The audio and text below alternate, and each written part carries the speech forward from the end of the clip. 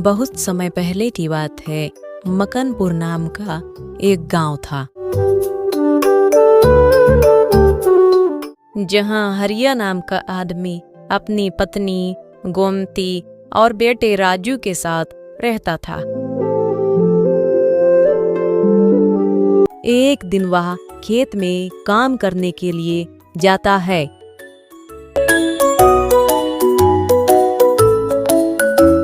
चलो अब पहुंच गया हूँ तो खेत में फटाफट काम करना चालू कर देता हूँ। हरिया कुदाल उठाकर खेत में फटाफट काम करना शुरू कर देता है। हरिया को काम कर पे कुछ समय हुआ ही था कि पीछे से एक सांप आकर काट ले पाए। सांप के काटने के कुछ समय बाद हरिया चक्कर खाकर वहीं गिर जाता है। यह हरिया सांप के काटने से बेहोश हो चुका था, पर गांव के बाहर होने के कारण उसकी खबर उसके घर वालों को नहीं चलती है। सुबह फिर शाम हो जाती है, पर गोमती अब तक हरिया का इंतजार कर रही होती है।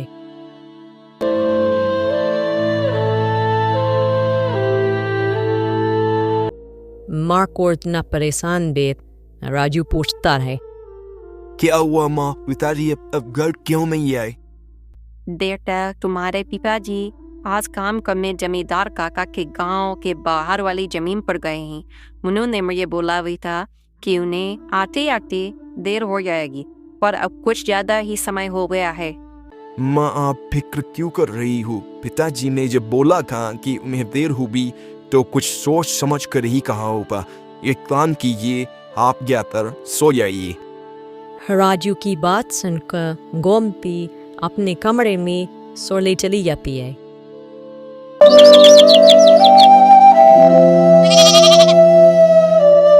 अगली सुबह वह देखती है कि उसकी पति हरिया अभी तक नहीं आए, तो वह परेशान होने लगती है।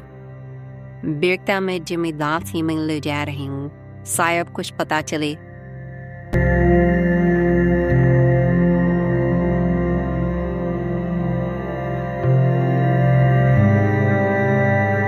नमस्ते जमींदार काका। नमस्ते बेटी, बताओ कैसे आना हुआ? काका, मेरे पति हरिया आपके बाहर वाले खेत में काम करने गए थे, पर अब तक वापस नहीं आए। क्या था बेटी? हरियत फंस गया था, अब तक घर वापस नहीं आया? हाँ ताता, उन्होंने मुझे कहा था कि खेत गांव के बाहर है, तो आते आते मुझे रात हो जाएगी, पर अब तो रात की सुबह हो गई, फिर भी वो अब तक नहीं आए।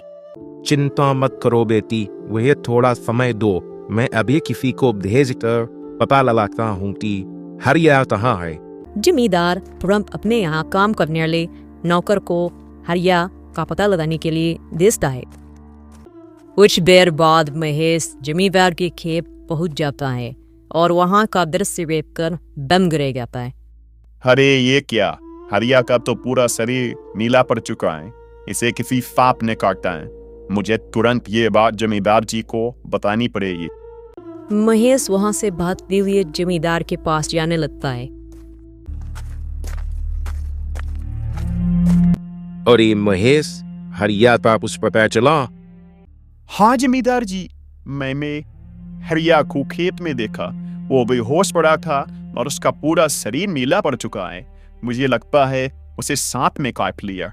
महेश जब जमींदार को सारी बात बता रहा था, तभी पास में खड़ी गोमती यह सब सुन लेती है और उसके आंख में आंसू आ जाते हैं। महेश, तुम सबसे पहले वैद्य जी को लेकर पहुंचो, मैं गोमती बेटी को लेकर आता हूँ। महेश को वैद्य के पास भेजने के बाद जमींदार गोमती को समझाने लगता है। गोमती बेटी, सबसे पहले तुम रोना बंद करो और मेरे साथ चलो, क्योंकि तुम्हारे रोने से हरिया ठीक नहीं हुआ। फिर क्या था, जमींदार गोमती को लेकर हरिया को देखने उसके खेत की तरफ चल देता है और दूसरी तरफ महेश वैद्य जी को लेने गया था।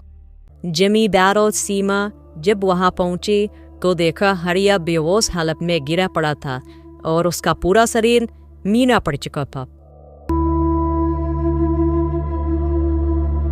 ए जी, तुम्हें क्या हो गया? तभी वहाँ बाबा जी आते हैं और हरिया की हालत का जायजा लेने में हैं।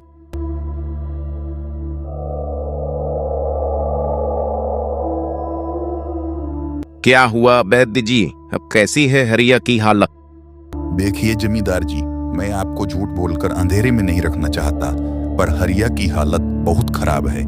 वैसे तो मैंने उसे जहर को काटने वाली औषधि दे दी है, पर जहर हरिया के अंदर अधिक समय तक रह गया, जिसके कारण वह प्रगाढ़ बेहोशी की हालत में चला गया। प्रगाढ़ बेहोशी क्या होता है वैद्य जी? प्रगाढ़ बेहोशी की हालत में व्यक्ति जीवित तो होता है, परंतु उसके शरीर के हिस्सों में कोई हलचल नहीं होती, और ये अब कब होश में आएगा ये भी नहीं कहा जा सकता। वैद्य जी, तो अब हम क्या करें? देखिए जमींदार जी, अभी के लिए मैं कुछ दवाएं दे रहा हूँ, उसे समय समय पर पानी में मिलाकर देना है, बाकी सब ऊपर वाले के भरोसे है। वैद्य जी हरिया की हालत का जायजा लेकर और दवा देकर चले जाते हैं। फिर कुछ गांव वाले हरिया को उठाकर उसके घर के बिस्तर पर लिटा देते हैं। देखो घूमती बेटी, तुम बिल्कुल चिंता मत करना, हरिया की अच्छे से देखभाल करो, देखना वो बहुत जल्द ठीक हो जाएगा। और तुम्हें किसी चीज की जरूरत हो तो मुझे जरूर बताना, हर महीने मैं तुम्हारे और राजू के लिए कुछ पैसे भेजता रहूंगा, पर तुम हिम्मत मत हारना। आपका बहुत बहुत धन्यवाद काका। गोमती की आंखों में आंसू थे, पर उसके मन में अब उम्मीद की एक किरण थी कि शायद एक दिन हरिया होश में आएगा।